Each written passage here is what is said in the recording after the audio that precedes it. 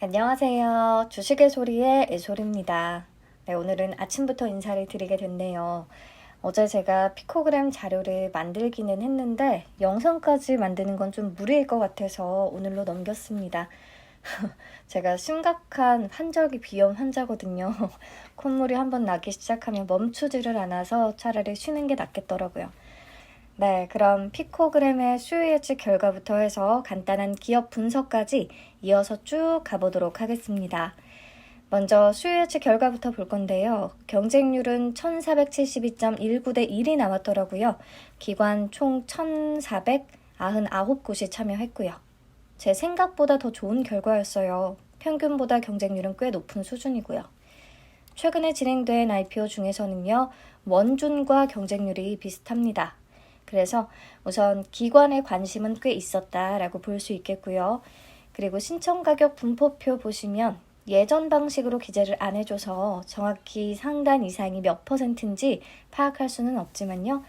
그래도 거의 대부분이 다 밴드 상단 쪽 가격을 제시했다는 거, 그리고 상단 초과 비율도 63.95%나 됐다는 거 확인할 수 있었고요.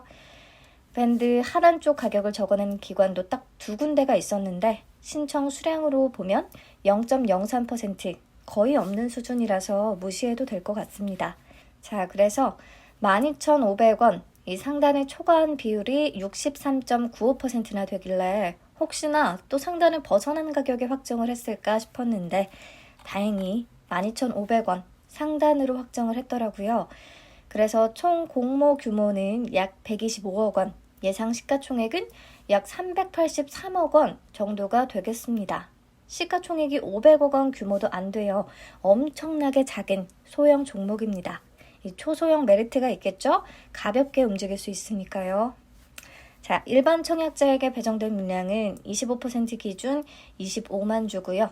청약은 25일에서 26일, 환불은 28일, 상장은 11월 3일로 예정이 돼 있습니다. 균등 배정 방식이 투자 설명서에 전원 균등으로 기재가 되어 있는데 이게 최근에 IBKS 제16호 스펙의 경우 진짜 전원 균등 방식이 적용이 됐었고요. 근데 이전에 일반 종목인 C랩 청약했을 때는 50% 고정 방식이 적용됐거든요. 그래서 아마도 이번 피코그램은 50% 고정 방식 적용되지 않을까 싶어요. 추가 확인은 필요할 듯 합니다. 네, 넘어가서 의무보유 확약 비율을 보시면 신청 수량 기준으로 12.97%예요. 뭐 의미 있게 높지도 않고요.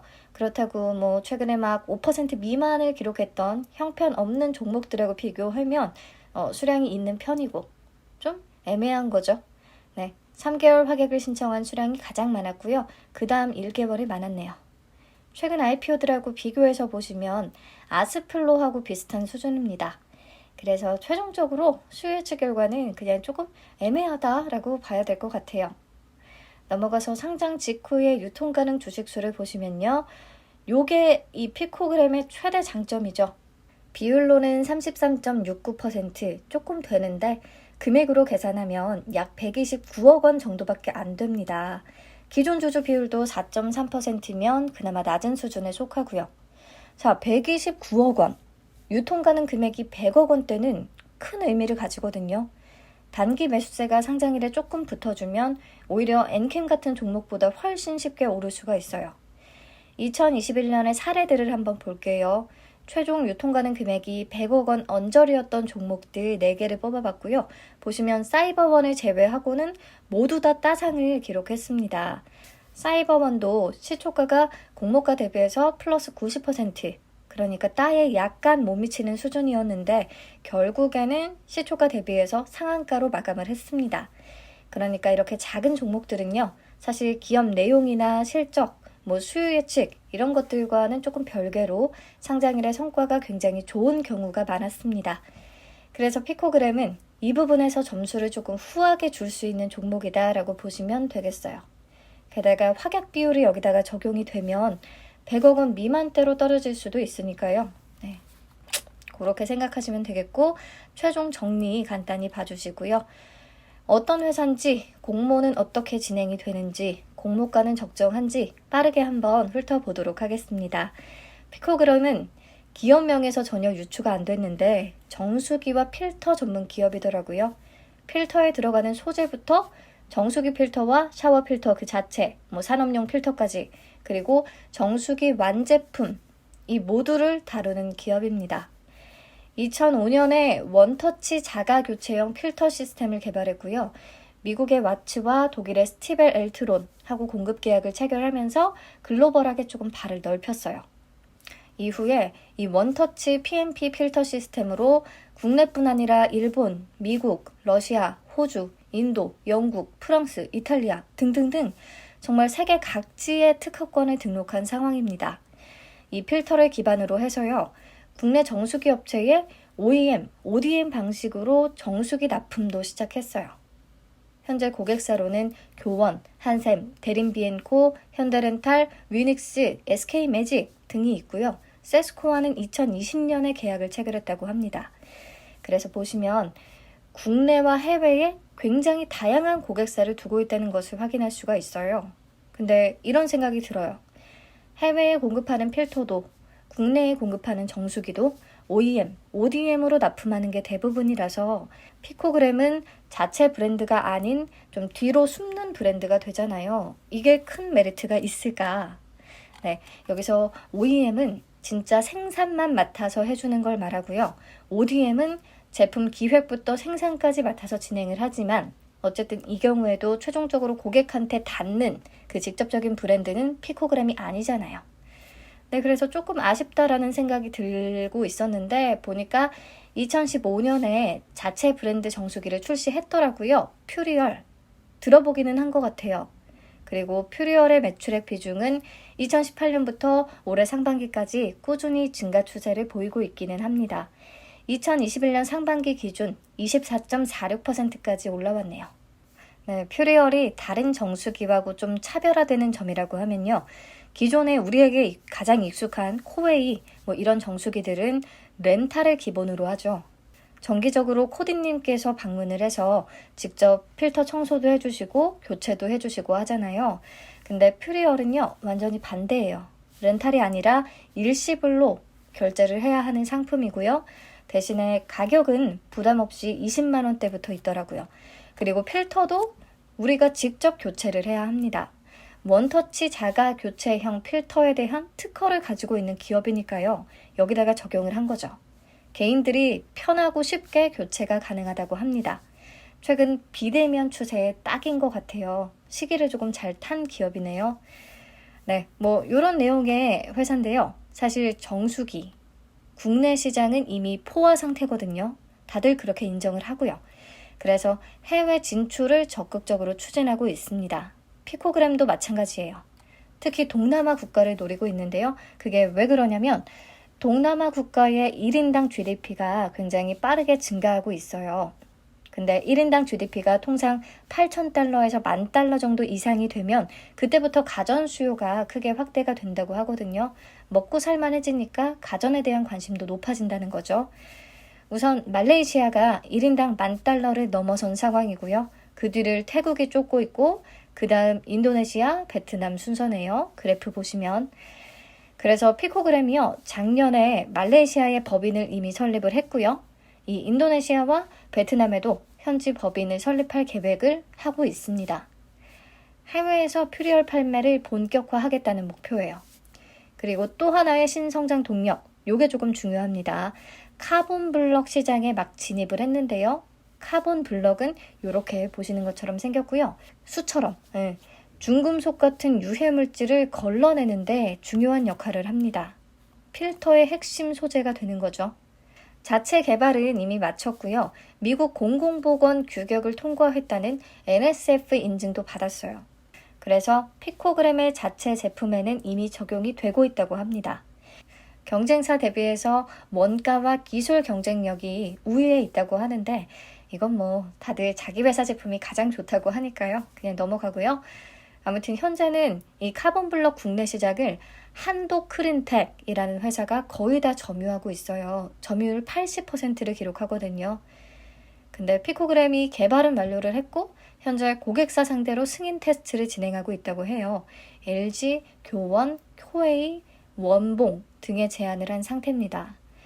정수기 고객사들 입장에서도 당연히 카본블럭 공급처를 이원화해야 수급 안정성 측면에서도 좋고 단가 인하 측면에서도 좋고요. 그렇겠죠?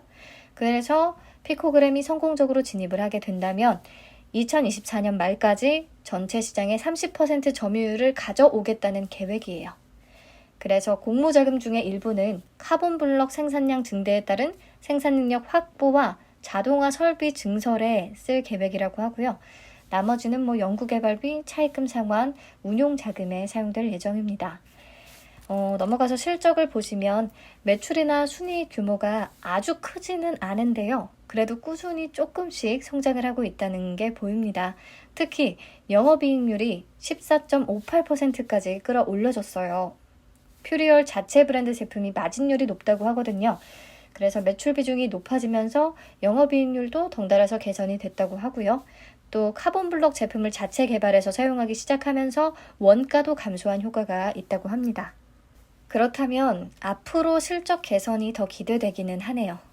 네, 그리고 부채 비율은 2016년에 신사옥을 건설하면서 장기 차입금이 좀 증가했어요. 그래서 높아졌는데 올해 반기에는 152%대까지 낮춘 상황입니다. 상환 전환 우선주가 보통주로 다 전환이 된 부분도 있고요. 그리고 꾸준히 순이익이 발생하기는 하니까요. 이익 잉여금 증가하면서 자본이 확충돼서 부채 비율이 낮아진 효과도 있습니다. 아무튼 이번 공모자금 중에 일부가 차입금 상환에 또 쓰일 예정이니까요. 부채 비율은 조금 더 개선될 수 있겠네요. 네, 그럼 넘어가서 공모 내용 간단히 살펴볼게요. 개요는 앞에서 봤으니까 넘어가고요. 신주 모집 90%, 구주 매출 10%로 진행이 됩니다. 최성림 대표이사가 10만 주 구주 매출로 내놨고요. 이번 공모를 통해서 12억 5천만 원 정도로 챙길 수 있게 됐네요. 네, 상장일에 유통 가능 물량도 앞에서 봤으니까 넘어갈게요. 그리고 미행사된 주식 매수 선택권이 있어요. 이 중에서 바로 행사 가능한 수량이 21,495주가 있는데요. 상장 예정 주식 총수 대비해서 0.7%밖에 안 되는 수준입니다. 타격은 없을 것 같아요. 넘어가서 공모가 산정 내역 보시죠. 비교 기업으로는 앞에서 잠깐 얘기했던 한도크린텍 그리고 코웨이, 쿠쿠홈시스를 선정했더라고요. 2021년 반기 재무 현황을 비교해서 보시면 아무리 그래도 코웨이와 쿠쿠홈시스하고는 체격 차이가 너무 커요. 인지도 차이도 그렇고요. 근데 이 두 친구의 퍼는 굉장히 낮은 편입니다. 오히려 한도크린텍의 PER이 25.10배로 가장 높아요. 그래서 평균 퍼가 14.03배 조금 높아진 경향이 있죠. 한도크린텍의 시장 독점적인 위치 덕분인지 밸류를 조금 높게 받고 있더라고요. 근데 사실 사업 내용은요. 피코그램하고 한도크린텍이 가장 유사하기는 합니다. 정수기 필터를 다룬다는 측면에서. 네, 넘어가서 2021년 반기 순이익을 연환산에서 31억 원을 적용했고요. 여기에 적용퍼 14.03배를 곱해서 평가시가총액 426억 원을 도출했습니다. 적용 주식수로 나눠서 주당 평가가액은 13,603원이 나왔어요. 여기다가 할인율 8.11%에서 19.13%를 적용했는데요. 공모가 기준의 할인율은 8.11%가 되는 거죠. 굉장히 낮은 할인율이 적용이 된 겁니다. 자, 그러면 다시 계산을 해보죠. 순이익은 상반기를 연환산에서 31억 원으로 잡았고요. 공모가 기준의 시가총액은 383억 원이 되니까 383억 나누기 31억 하면 PER은 12.35배가 돼요. 공모가 기준 퍼는 12.35배가 된다는 소린데 아까 한도크린텍은 25.10배, 코웨이는 11.59배, 쿠쿠홈시스는 5.39배였잖아요. 이 중에서는 그래도 사업 내용이 한도크린텍과 가장 가깝다고 했고요. 그렇다면 상승 여력이 조금 있지 않을까 생각을 했습니다. 자, 그래서 여기까지 내용을 쭉 정리를 하면요. 처음에 피코그램이 정수기와 필터 업체라고 들었을 때는 정수기로만 본다면 앞으로 이 회사가 뭘 먹고 사나 성장할 수 있을까 걱정이 됐는데 그래도 퓨리얼의 해외 진출과 카본블럭 시장의 진입이 확실히 새로운 성장 동력이 되어줄 수는 있겠다 싶고요. 실적은 그래도 꽤나 안정적인 모습을 보이고 있고 영업이익률이 계속 높아지는 게 좋게 보였어요. 공모가는 퍼가 조금 높아진 건가? 할인율은 너무 낮은데 라는 생각을 하긴 했는데 수익 예측 결과를 보면 기관들도 괜찮게 평가를 한 것 같아요. 앞에서 얘기했듯이 한도크린텍과 비교해서 생각하면 어느 정도 상승 여력은 있지 않을까 싶고요. 네, 그리고 기관들이 너무 좋게 평가를 해서 다 상단에 초과한 가격을 적어냈다기보다는요. 기관들도 알잖아요. 초소형 종목이라서 상장일에 바로 수익 낼 가능성이 꽤 높다는 거. 그래서 단기 수익 노리고 우선 받기 위해서 높은 가격을 써낸 가격들도 꽤 있겠다 싶습니다. 네, 그럼 배정 물량과 청약 한도 체크하고요. 마지막 정리하면서 끝내도록 하겠습니다. 물량이 너무 적죠. 25만 주. 그래서 균등은 12만 5천 주가 되는데요. IBK 투자증권은 IPO를 많이 진행하는 증권사가 아니라서 참고할 수 있는 수치가 별로 없습니다. 최근에 스펙에 6만 건 정도가 집계됐으니까요. 우선 참고한다고 하면요. 한 10만 건 정도 들어오려나요? 이후에 IBK 투자증권 계좌를 만든 분들이 과연 많을까 싶어요. 별로 없을 것 같아서요. 그래서 균등은 그래도 한 주 이상은 받지 않을까 생각이 됩니다. 한도는 100% 기준 12,500주까지 청약이 가능해서요. 7,800만 원 정도밖에 청약을 못합니다. 온라인으로 청약하면 수수료 없다는 건 장점이네요. 자, 상장일이 카카오페이와 겹칩니다. 혹시나 변동될 가능성이 있겠지만 현재로서는 그래요. 이게 변수가 될 수는 있을 것 같은데요. 그래도 워낙에 가볍고 작은 종목인데다가 주당 가격까지도 낮은 편이라서요. 조금 부담 없이 관심이 가기는 합니다. 시모느가 공모를 철회했으니까 비례 선택지는 피코그램 뿐인 상황이고요. 워낙에 배정 물량이 적고 비례 자금이 피코그램으로 다 몰려버리면 경쟁률이 굉장히 높아질 것 같거든요. 그러면 주당 단가도 12,500원으로 낮은 편이라 몇 주 못 받게 된다면 수익은 크지 않을 것 같아요. 요건 알고 청약을 하셔야겠네요. 근데 그래도 청약 수수료가 없으니까요. 조금 가벼운 마음으로 저는 청약에 참여해 볼 것 같습니다.